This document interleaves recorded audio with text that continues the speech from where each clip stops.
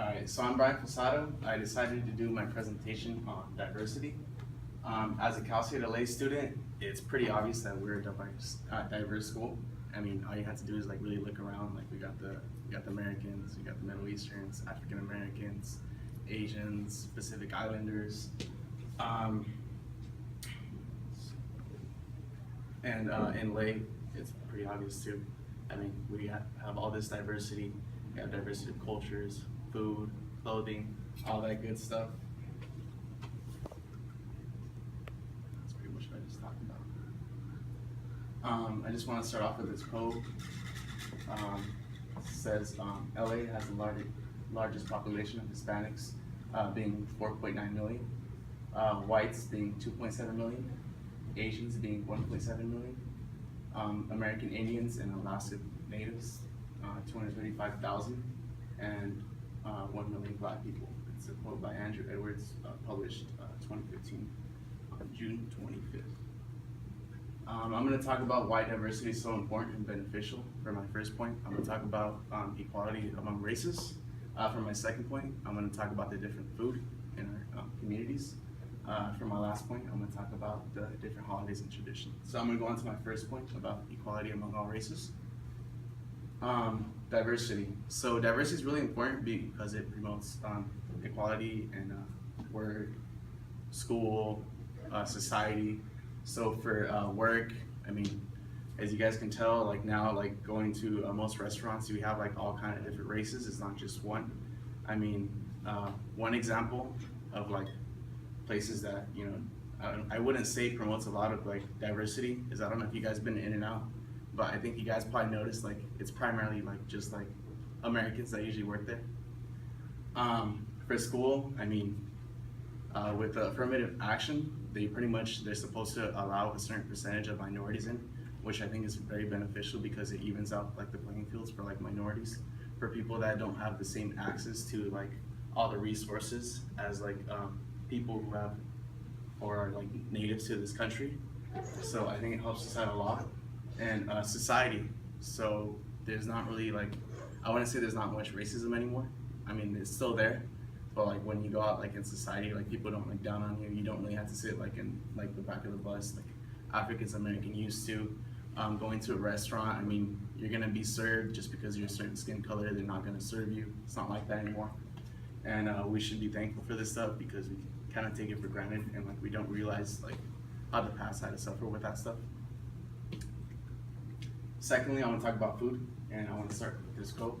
It's from the University of Illinois, published on 2012, June 3rd. As ethnic groups grow larger, the number of restaurants that offer a taste of their home grows, again demonstrating that restaurants are a gateway to other cultures. So this is really beneficial in LA. So we have like all these different cultures. So we have like Mexican food, like the tacos, the burritos, the tortas, all that good stuff.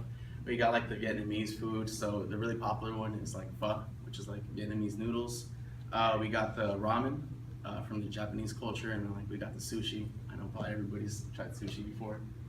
And without all this stuff, like without like all the immigration and like diversity, we wouldn't have like any of this food, like the Thai food, Italian food, Mexican food, pretty much all that stuff, Indian food. And lastly, I'm going to talk about the different holidays and traditions. I chose soccer because it's really more of like an American and like Latin American. It's really popular not only in America but also like in Europe and like the Copa Mundial, or like what's it called in English? The World Cup, yeah. It's getting really popular and it's getting a lot of viewers. I think it's like one of the most popular sports, I want to say, like around the world. Quinces, my mom told me this is pretty much like it's when you're 15, so it's pretty much celebrating like a girl converting into a woman. So they do like the crowning, they give you like they go from like flat shoes to like heels and stuff like that. And my roommate, since she's Filipino, she also told me they kind of have like the same thing there. It's just a little different because it's like a debut. So they do it when like you're 18 instead of compared to when you're like 15. Also, This next one, I think it's more for like immigrants, but I mean, it's the American Dream. This is a quote from the Declaration of Independence.